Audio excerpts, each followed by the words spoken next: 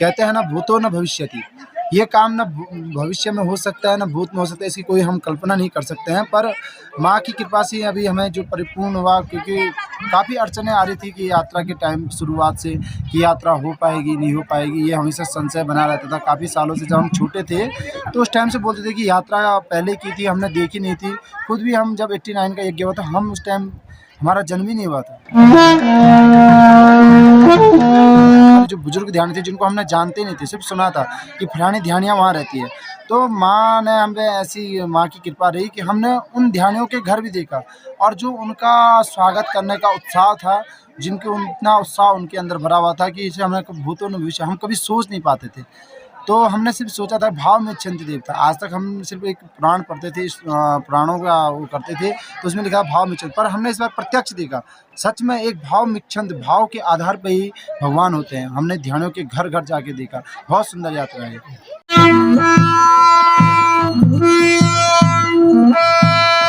सिन्दूरारुणविग्रहं त्रिनयनां माणिक्यमौलिस्फुरत् तारानायकशेखरा स्मुकीमापिनवीक्षोरुहां पाणिभ्यामलपूर्णरत्नचषकां रक्तोपलां बिभ्रतीं सौम्या रत्नघटस्थरक्तचरणां ध्यायेत्पराम्बिकां जीवा शम्भुताय विद्महे अग्निरूपाय धीमहि तन्नो ज्वाला प्रचोदयात्। किसी भी रूप में मानने पर हैं ये अंश के रूप में माने जाते हैं। ये जो हमारी जो देवरा यात्रा हुई थी, ये हमारी अभी जो 45 साल बाद ये देवरा यात्रा हुई थी, और जो ये यज्ञ का आयोजन हुआ था, ये 35 साल बाद।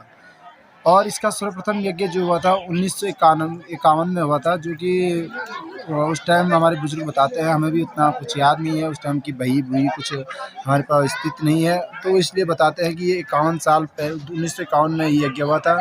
और जो दूसरा यज्ञ हुआ था, तो ये 1989 में यज्ञ हुआ था। तो उस टाइम इतनी व्यवस्थाएं प्राप्त होने के कारण 89 में तो सिर्फ रथ यात्रा हुई थी, और 79 में इसका 10 साल बाद यज्ञ का आयोजन हुआ था।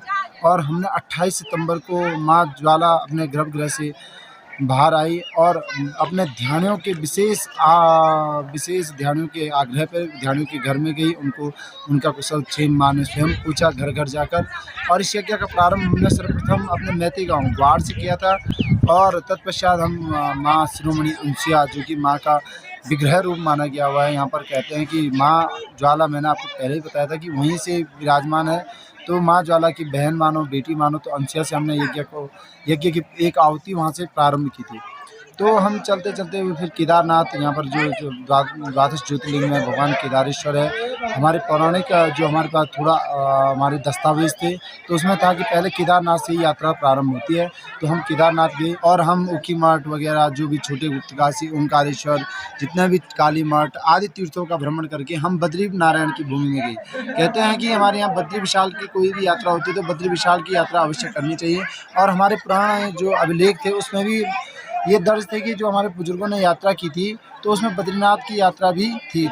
यह यात्रा हमारी 5 माह तक चली, और हमने अनेक ध्यानियों के यहाँ हमने गए, उनकी कुशल क्षेम पूछी। तो बहुत सुंदर माँ का यज्ञ हुआ। इतने लोगों का यहाँ पर जन सैलाब बनता रहा। 2-2.5 यात्री पर समय यहाँ पर दर्शन करते रहे, और माँ का आशीर्वाद सबको मिला। मैं माँ ज्वाला से प्रार्थना करता हूँ सभी भक्तों की मनोकामना पूर्ण करें। और हम सोचते हैं कि अब जो हमने ये यात्रा प्रारंभ की, और अभी 12 साल तक इसकी केयर होती है, कि कहते हैं हमारे गाँव में जब तक बनात नहीं होता है, तो 12 साल के बाद हम फिर इसका मतलब जैसे 20-30 साल में भ्रमण पे जाती है। और ध्यानियों की इसमें कहते हैं कि कुशल क्षेम, और उनके यहाँ जाके कि मेरी ध्यानियाँ किस परिस्थिति में रह रही है। सर्वप्रथम बात यह कि मेरी ध्यानी किस परिस्थिति में, मैंने अपने गांव से ध्यानी तो विदा की, पर मेरी ध्यानी कैसी रह रही है। तो माँ का पहला उद्देश्य ये रहता है कि अपने ध्यानियों को देख ले, उनका रहन सहन, उनके कोई दुख तो नहीं है। माँ स्वयं जाती है इसलिए कि भाई कैसे सुख में यापन है, कि दुख जीवन यापन हो रहा है, कि सुख जीवन यापन हो रहा है। इसलिए माँ स्वयं यज्ञ में बताते हैं कि जो हमारा यज्ञ कुंड होता है, उनको भी वो भी एक जीव प्रकार के होते हैं, उनको भी भोजन बार मतलब मैं जब से मैंने होश संभाला संभाला हुआ है, मैंने देखा है कि माँ हमेशा यज्ञ कुंड में जाती है, कहती है कि खोलो इस यज्ञ कुंड को, आप आहुतियाँ दो इस यज्ञ कुंड में।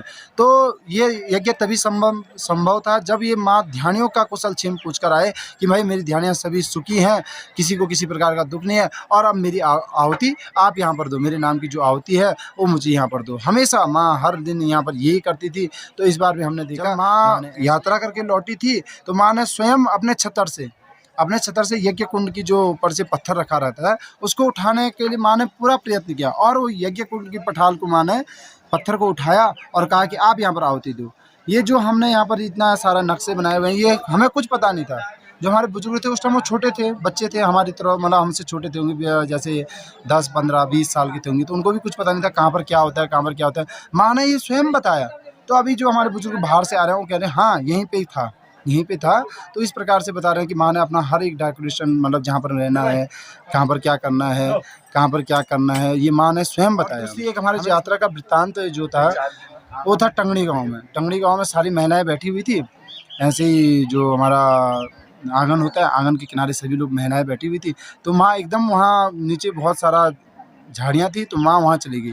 तो हमने कहा कि ये कहाँ जा रही है माँ, हम भी विचित्र हो गए। हमने कहा कि कहाँ जा रही है, तो हमने उनको पूछा कहाँ, उन्होंने कहा जो हमारे जो डोलियाँ चलाते हैं, हमारे भाई लोग चलाते हैं, उन्होंने कहा कि यहाँ पर माँ यहाँ के लिए जोर कर रही है। हमने कहा देखो फिर वहाँ जाके क्या होता है। वहाँ तो काफ़ी झाड़ियाँ झुड़ियाँ थी, तो जब माँ ने अपने छत्तर से वहाँ पता चला वहाँ उनके पांडव रहते हैं, उनके पांडवों के निशान जो हैं वहाँ पर हैं। तो जब जैसे ही माँ ने अपने छत्तर से पठाल हटाई तो वहाँ सीधा पठाल, वहाँ हमेशा पांडव के जो निशान होते हैं वो घर से बाहर जैसे जाते हैं तो बिल्कुल बिना चप्पल के नहीं जाते हैं। तो जब माँ के साथ गए तो हमने कहा नंगे पाँव कैसे जाएंगे। मैं खुद एक सोचने था, मैंने कहा यार मेरी जो पुजारी हूँ मैं, तो मुझे कैसे जाना पड़ेगा। तो माँ की ऐसी कृपा हुई, मेरे पाँव में एक कांटे तक का भी नहीं हुआ। हमारे साथ इतने ड्यूरी थे, बच्चे थे, बुजुर्ग थे, तो उनके पाँव में भी कहीं भी हमें दिक्कत नहीं हुई। जबकि नंगे पाँव घर से आजकल लोग थोड़ा सा ही बाहर जाते हैं तो एकदम चप्पलों का प्रयोग करते हैं। हमने तो बिना चप्पल के गए, 6 महीने की 5 महीने की यात्रा की, तो हमें कहीं पे भी ऐसा अनुभव फील नहीं हुआ कि हम बिना चप्पल। वैसे तो हमारी सुखदायक ही रही, हमें तो कहीं ऐसा लगा नहीं कि यहाँ हमें कठिन परिस्थितियों में रहना पड़ा या अपनी माँ की ज्वाला के साथ हमें जाना पड़ा। पर हमारी जो यात्रा थी, हम केदारनाथ एक सिर्फ सोचते थे कि हम केदारनाथ इतनी दूरी कैसे तय कर पाएंगे, 14-18 किलोमीटर की दूरियाँ हैं। तो हमने सिर्फ एक पहले भी हम गए थे, पर हमने कहा कि डोली के साथ कैसे जाएंगे, वहाँ हम एक बैग नहीं ले आ पाते अपना स्वयं। तो जब हम यात्रा में गए तो हमने कहा हमारे साथ डोलियाँ हैं, निशान हैं, बच्चे हैं, छोटे बच्चे हैं, तो हमें कहीं पे भी ऐसा नहीं लगा कि हम किसी ऐसी परिस्थितियों में चल रहे हैं। हमें ऐसा लगा कि हम एक माँ हमारे साथ है, आगे आगे माँ चल रही है और पीछे पीछे हम चल रहे हैं। काफ़ी अच्छा केदारनाथ की हमारी यात्रा है, जो सबसे माना जाता है पैदल यात्रा थी हमारी केदारनाथ की थी, 18 किलोमीटर। तो काफ़ी अच्छी रही, आने जाने में हमें वहाँ रहने की भी कोई दिक्कत नहीं हुई। कहते थे कि केदारनाथ में कोई अच्छी व्यवस्थाएं नहीं हो पाती है, ये नहीं हो पाती, पर माँ की ऐसी कृपा रही। वहाँ का जो पंडा समाज था उनको देख के हम ना धन्य हो गए हैं। उन्होंने जिस प्रकार से माँ का ऐसा दिव्य रूप से स्वागत किया, भव्य रूप से उन्होंने स्वागत किया, इससे हम एक मतलब एक हमारे अंदर एक ऊर्जा भर गई।